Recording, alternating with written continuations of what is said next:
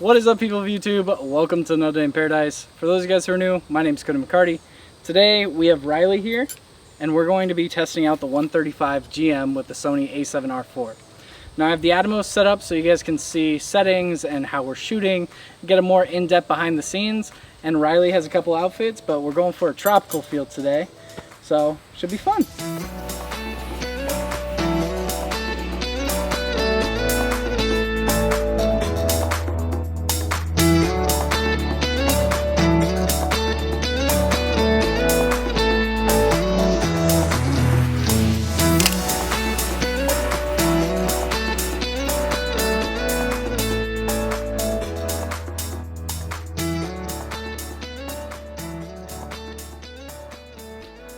Well, there you guys have a little tease of what we're going to cover in this video. Before we get in depth on this 135 GM, I do want to announce something cool. I'm trying out a limited run of these stickers right here. You guys can see.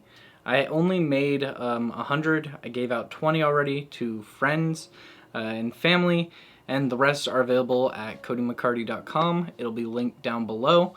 And I don't think I'm going to make any more of this, but if it does well, I'll probably make other stickers as well. On the site, you can also find prints of stuff that I've done. I'll be posting workshops up there soon, and there will be other cool merch coming soon.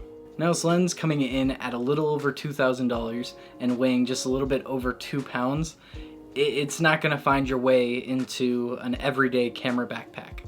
At least not for me. Now, the portrait photographers are going to love this lens. It creates a beautiful bokeh and just blows out that background for the ultimate subject isolation.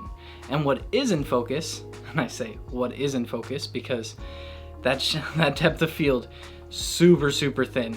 I mean, if you don't have eye autofocus on and it focuses on that nose, that eye is out of focus. If you nail focus on that eye, it's going to be tack sharp. Now, I saw this lens as primarily a portraiture lens, but I did want to play around with it for video.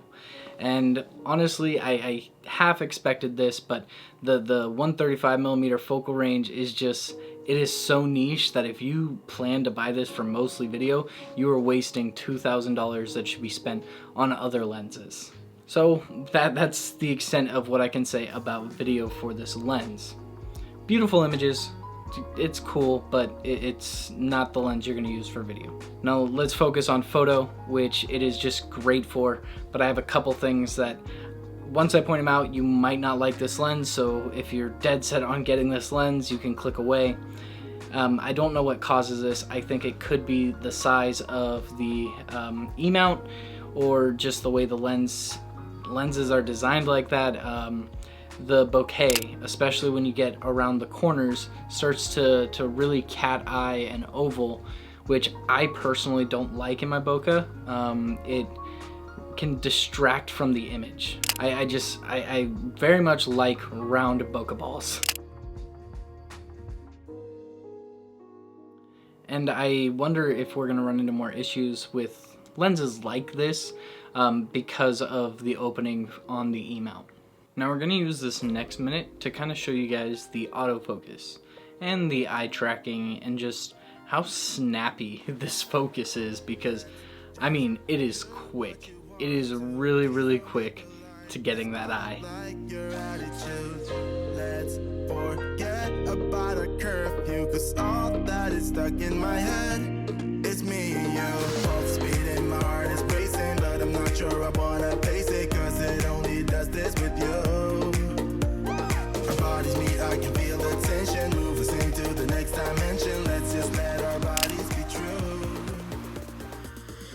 Now you guys have seen the autofocus and you can tell just how reliable this lens is. The images come out great, the colors are just fantastic, the image is super sharp. I mean, it's the sharpest lens on Sony E-mount, and possibly the sharpest lens out there. At the time I'm making this video, I haven't played with RF glass, but on the Sony system, by far the sharpest lens I have used. With this lens, you're producing an image that just is worlds better than you could ever get with a nifty 50 or the 85-1.8. But does it justify the extra like $1,500 you're gonna end up spending on this lens. I don't know. The people who are really going to use this lens and benefit from that marginal improvement, because I'm going to call it marginal for the cost benefit analysis, it's not going to work for a lot of people, and the professionals it will work for or already know this and already probably have the lens in their bag. Although this is the sharpest lens I've ever played with, it's not a lens that I would recommend for video shooters, part-time photographers. It's a lot of money to spend for a hobby or something that isn't bringing in the big bucks. If you're doing studio work, it's a great lens, but wait for my 100mm video, because I think that is the perfect lens for studio work, especially if you're on a budget and you can't afford a ton of high-speed synced flashes. Now, there are a ton of great resources if you want to see more on this lens. This is just my personal take. It is a heavy lens, it is a sharp lens, it feels good in the hands, and it was fun to play with, but I'd rather not own this one. But hey, that's just my opinion. If you guys have any comments, go ahead and leave them down below. If you guys enjoyed this video, give it a thumbs up. And if you guys want to see more of this beautiful face, go ahead and hit that subscribe button.